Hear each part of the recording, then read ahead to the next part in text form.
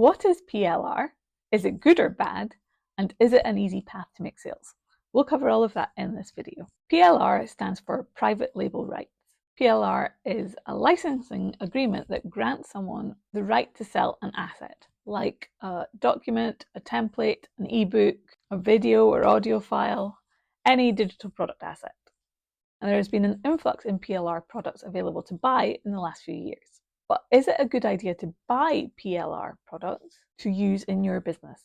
My name is Amy and I have a corporate background in product. I have a degree in product design and several years experience in retail buying and product management. And I take that knowledge and I apply it to the online business space. So are PLR products a good or bad idea for your business? In some cases they can be good, but in a lot of cases they're bad. In my opinion, they can be good when you're using them as a starting point to create your own content and to add your own magic touch. For example, if you buy a PLR ebook template.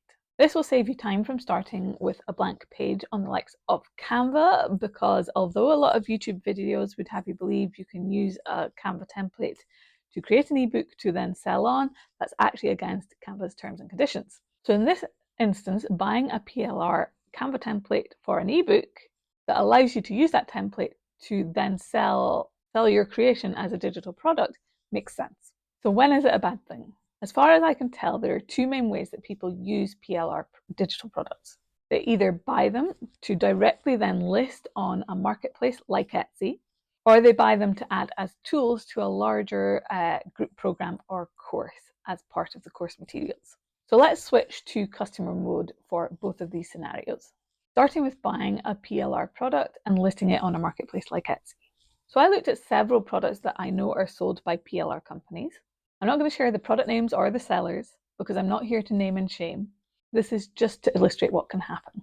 So knowing what some of the PLR products are that are sold, I put in relevant search terms to look for those products on Etsy. And for one particular product that I searched, 9 versions of that same PLR product showed up on the first page of search results. Now I have a tool where you can look at sales on Etsy, and the first seller of the PLR product that showed up on search results had the majority of the sales. They had 43 sales on a product that they had priced at approximately $7. So that's roughly $300 in revenue.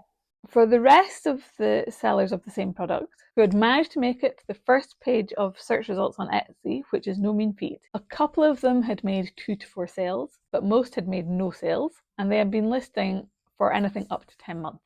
A couple of businesses were even spending money on ads who had not even made any sales on the product. I feel for those people because the product is a beautiful product, but it's not original, just because of the very nature of PLR. For the customer, this is really boring and confusing to find all of these independent sellers who have the same product, particularly on a platform like Etsy, which was started for creatives and crafters. If I didn't know what PLR was, I would probably think that one creator on Etsy had created the product and all the other sellers had stolen that product, because the consumer doesn't know what PLR is, so it just seems a little bit dodgy. So my feeling is, unless you're the first one to list that product, you're not even going to get your money back on that PLR purchase. What about using PLR products if you're running a group program or an online course or similar, and you're using the PLR products as tools as part of that program? I think this can work better, particularly if the PLR products are templates, because you can't resell existing templates that you find on Canva, as long as it's an add-on to your main product content.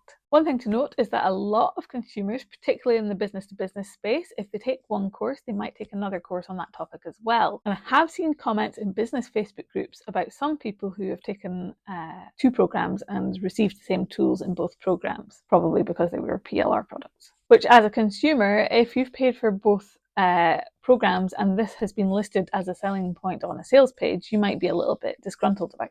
So it's not a deal breaker, but it's definitely something to keep in mind if you were going to use PLR products in a bigger group program or online course. So is deciding to sell PLR products an easy path to sales? I would say no, unless you get in there first, or you're going to use them as a time-saving tool to add your own spin or content to them. It goes back to strategy. A strategy is knowing your competitive edge. What makes you different to everyone else in your industry, or solving the same problem that you solve, or everyone targeting the same customer?